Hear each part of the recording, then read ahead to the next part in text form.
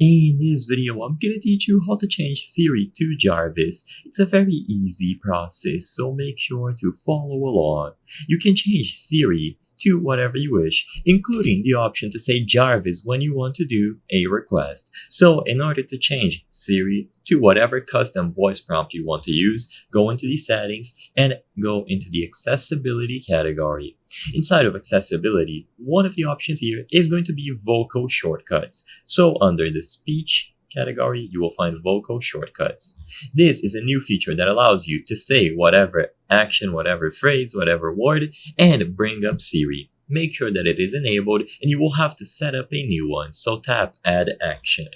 What you have to do in here is choose the option to use Siri when you say a specific phrase or word, in this case for this video, Jarvis. So choose this Siri action and proceed.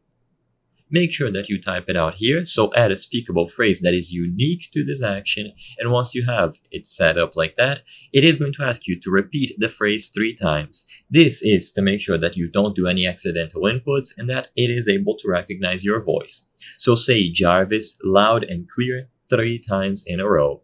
Once it is done and you say the specific phrase or word 3 times, the action is going to be added.